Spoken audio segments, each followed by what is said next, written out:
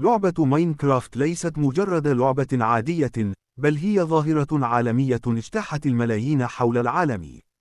الكثيرون قد يتساءلون لماذا استطاعت لعبة تعتمد فقط على مكعبات بسيطة أن تحقق كل هذه الشهرة والنجاح الكبير.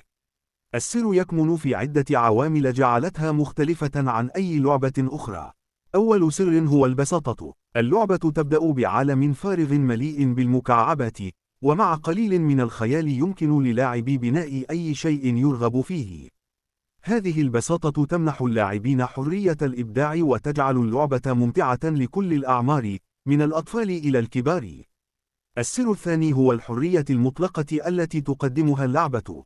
ماينكرافت لا تفرض أي طريق محدد أو قواعد صارمة، سواء كنت تحب البقاء على قيد الحياة في وضع السرفايفل أو استكشاف الحرية الكاملة في وضع الكرياتيف. اللعبة تمنحك القدرة على اتخاذ قراراتك الخاصة وتحديد مغامرتك بنفسك. السر الثالث يكمن في المجتمع الضخم للعبة. من السيرفرات الكبيرة إلى المودات المبتكرة، ومن مقاطع الفيديو على يوتيوب إلى التحديات اليومية، يخلق اللاعبون محتوى جديدا باستمرار، وهذا يجعل اللعبة لا تنتهي أبدا ويجذب لاعبين جدد باستمرار.